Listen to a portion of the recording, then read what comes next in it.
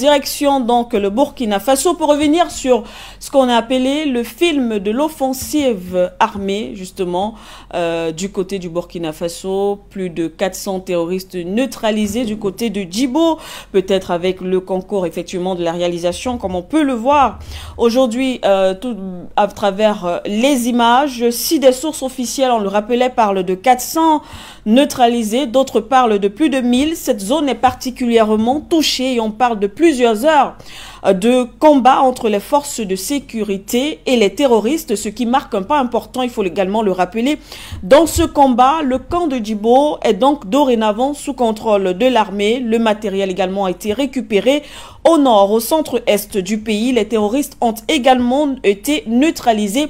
Et il faut donc dire que l'offensive des forces les forces armées ont mené plusieurs offensives durant cette semaine. Au centre-nord, par exemple, un groupe terroriste a été neutralisé, du matériel lourd récupéré. Des renseignements font état de ce que cette attaque qui se préparait était déjà justement connue, d'où ces images justement de l'armée burkinabé. La surveillance a ainsi été mise en œuvre. Le groupe des terroristes a semble-t-il encerclé et frappé. D'autres ont essayé de s'enfuir après cette fois-ci la contre-offensive de l'armée. Et si vous observez très bien, certainement à travers ces images-là, on parle de deux groupes qui se sont retrouvés en allant en sens inverse pour créer une sorte de diversion. Et un autre groupe les a rejoints. On parle d'un groupe de 800 terroristes qui les ont rejoints. Et de l'autre côté, toujours dans un autre côté, un autre groupe de près de 500 combattants armés de pick-up a également rejoint ces autres terroristes. Alors on parle, ils étaient déjà à plus de 1500 terroristes face à l'armée du Burkina Faso qui continuait justement à les observer ces mouvements. Comme vous pouvez le voir à travers l'écran ce soir, également des cadavres au sol parce que quelques heures après, en début de soirée ou en fin d'après-midi, lorsqu'il était à environ 16 heures en heure locale, l'armée a donc décidé de frapper ces terroristes qui ont été massivement neutralisés. Une nouvelle victoire donc pour l'armée burkinabé qui a également récupéré du matériel lourd entre les mains de ces derniers. On essaye en tout cas de comprendre déjà cette mobilisation des terroristes en ce qui concerne cette attaque, mais aussi commenter la victoire de cette armée du côté du Burkina Faso. Passion Parfendom.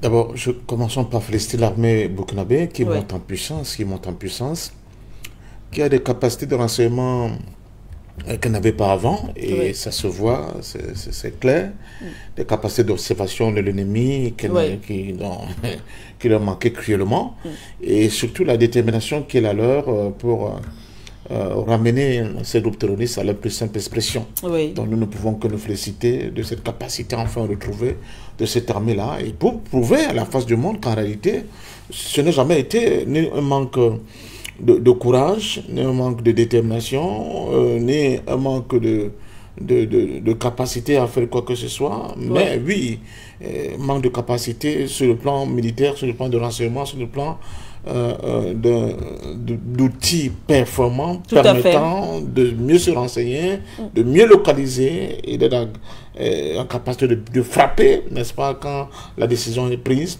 ces groupes terroristes. Donc, ceux qui disaient que ces armées étaient des armées faibles, des armées incompétentes, presque incontinentes, là maintenant on se rend bien compte que non, ce qui leur manquait, c'était ce qui fait une armée moderne. Oui, tout à fait, bien sûr. Une armée moderne. Donc on les a confinés dans les armées, n'est-ce pas, de 19e siècle, alors que ça va vite. Et vous remarquez que la mobilité des terroristes, on parle de guerre asymétrique, mais ils ont quand même une mobilité qui est quand même curieuse. C'est ça, parce qu'on voit à travers les images, ce sont des terroristes avec des pick-up, avec des motos, d'autres à pied également. Mais un, il vous faut ce matériel. De deux, il vous faut du carburant pour pouvoir vous déplacer. Comment ils font? Il vous faut des armes, n'est-ce pas, pour être capable d'organiser une attaque. Il faut également la communication, parce qu'on rappelle que d'autres groupes les ont rejoints, 500, d'autres 800, d'autres qui ont rejoint le groupe des 400. Évidemment. Donc il faut aussi la communication, mais vous ne pouvez pas, aujourd'hui, quel qu'en soit l'endroit où vous vous trouvez, quand vous communiquez, vous laissez des traces. Alors, si hier, l'armée burkinabé n'avait pas ces informations, n'avait pas cette capacité de renseignement. Et évidemment, elle était comme les pieds des Indiens. Aujourd'hui, qu'elle retrouve une mobilité, une capacité d'action, et elle fournit des résultats. Et ces résultats-là, elles vont continuer, n'est-ce pas, à monter en puissance pour démontrer que vraiment, une fois de plus, je dis bravo aux décisions du leadership du Burkina Faso actuel. Il a su prendre les taureaux par le cornes. Il n'a pas hésité. Il sait très bien, comme homme de terrain, comme militaire au front, qu'il faut un certain nombre, un encadrement majeur pour pouvoir ramener, comme je le disais tout à l'heure, ces terroristes à leur plus simple expression. Donc, on ne dirait jamais assez. Nos pays ont besoin des armées fortes. Oui. Et quand on parle d'armées fortes, ce ne sont pas seulement des hommes, ce ne sont pas que du matériel, ce ne sont pas qu'une certaine logistique pour pouvoir déplacer tout ça et coordonner tout ça, mais il faut aussi surtout le renseignement. Le renseignement, il est capital dans ce cas-là. Or, le renseignement aujourd'hui, il y a des satellites qui sont au-dessus de nos têtes qui voient tout. Tout à fait. Et comme ce sont des zones semi-désertiques, pratiquement, on ne peut pas comprendre que ces gars-là se déplaçaient depuis très longtemps, qu'ils commettaient des atrocités, des assassinats, des actes terroristes. Et personne ne le voyait. Alors que nous avions dans le secteur une armée hyper performante, nous dit-on, une des plus grandes armées du monde, qui avait des complicités avec les Américains qui ont leur base de drones à Agadez, donc qui voient certainement ce qui se passe là. Tout à fait, oui.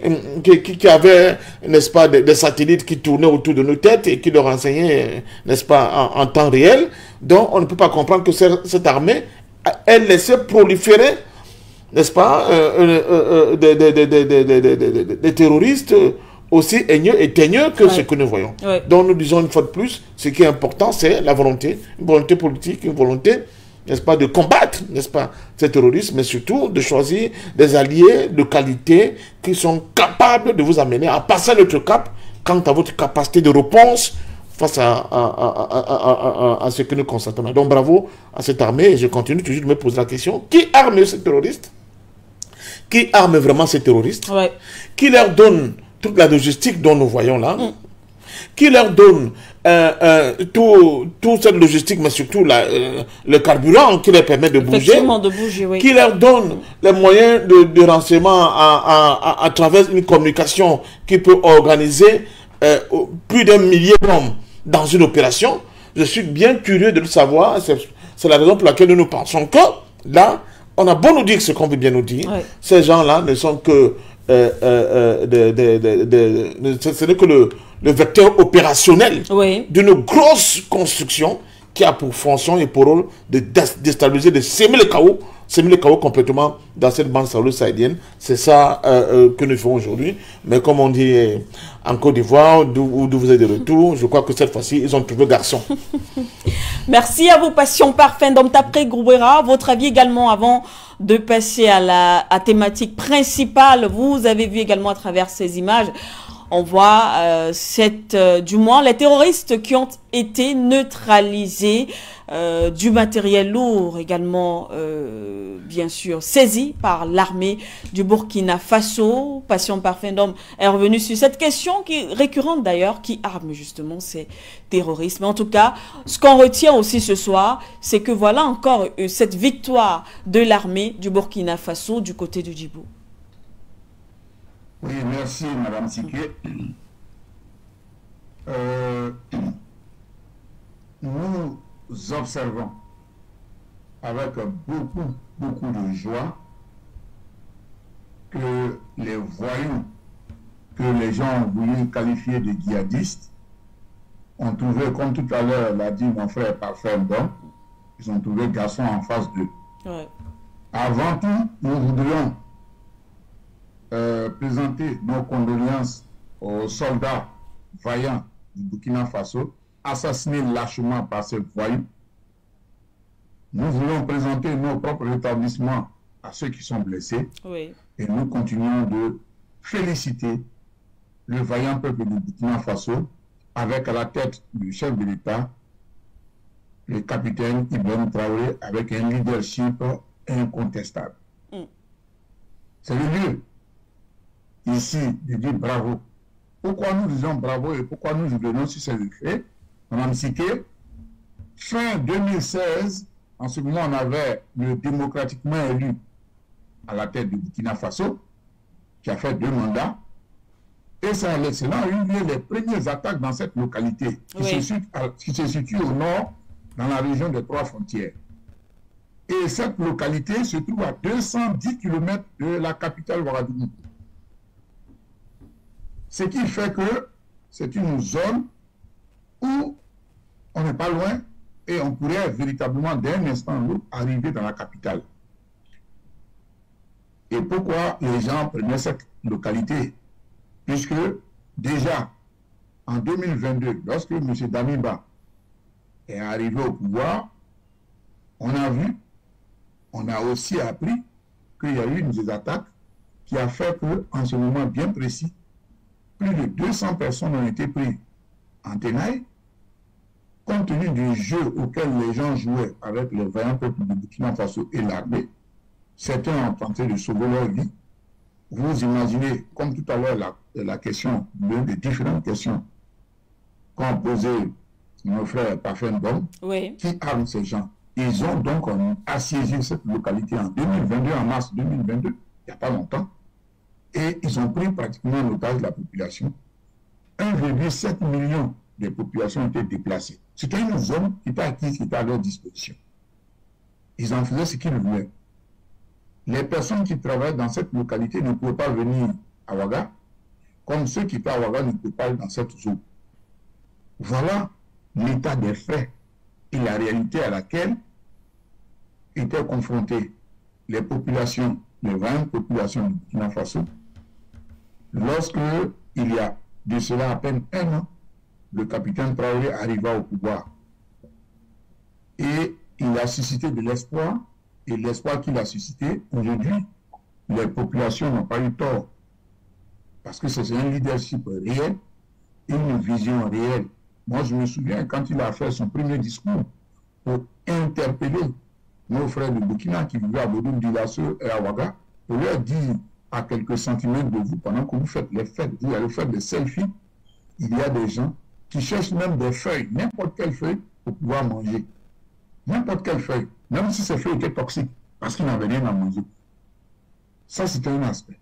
Le deuxième aspect auquel on revient, comme je l'ai dit, et dont a parlé tout à l'heure Parfum Bom, ça montre à quel point, je pense, c'est les questions de Parfum Bom, ce sont des questions subtiles, mais on sait qui arme ces gens. Parce que ces gens, avec cette mobilité, il n'y a pas de station d'essence dans le désert, dans le Sahel, aucune station d'essence. Comment se fait-il qu'ils sont pourvus en carburant? Comment se fait-il qu'ils ont souvent des pick-up nouveaux? Quel pays en Afrique, excepté un tout petit peu l'Afrique du Sud, qui fabrique des armes? Aucun pays. Comment se fait-il qu'ils renouvellent leur stock d'armes? On sait qui les arme. Parce que cette zone, c'est une zone riche.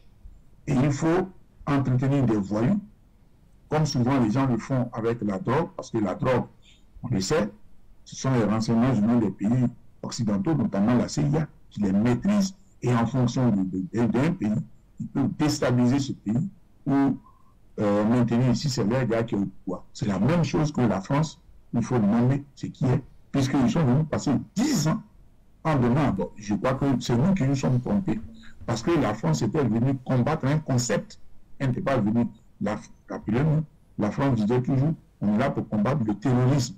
C'était un concept creux qui ne voulait rien dire, pas les terroristes. Donc voilà un peu cette victoire, comment nous pouvons la saluer et dire que véritablement, les Africains doivent compter sur eux-mêmes. Et nous aussi, nous ne devons pas oublier l'allié, à savoir la Russie, la Fédération de Russie. Les gens ont crié sur tous les toits, oui, on change un mètre pour avoir un mètre. Non. Ici, la Russie est un allié fiable. Ce n'est pas comme les autres qui vous envoient des Kalachnikov et en même temps, ils vous donnent des cartouches de calibre 12. Il vaut mieux ne rien donner. Parce que si je suis convaincu que j'ai mon arme et que la cartouche qui est dedans peut me servir, au moment où les gens arrivent pour m'attaquer, je suis dans l'impossibilité, dans l'incapacité de répondre face à des gens qui viennent, qui sont bien armés. Voilà le jeu double auquel les gens se prêtaient. Heureusement, nous avons eu Assimi Goïta au Mali, nous avons Traoré au Burkina Faso et Yakiani, ainsi de suite. Et je pense que l'Afrique se réveille. Merci au capitaine Traoré et au vaillant peuple pour que tous ces voyous-là puissent disparaître parce que nous avons un projet, l'Afrique a un projet, c'est de reprendre son leadership pour qu'il puisse implémenter le paradigme ou les paradigmes qui ont fait le succès de l'humanité. Il nous faut revenir au paradigme africain parce que l'humanité est malade. Merci à vous, Tapé Groubera. On referme donc la thématique d'accueil. On entre directement. N'oubliez surtout pas de vous abonner et d'activer la cloche de notification pour ne rater aucune de nos prochaines vidéos.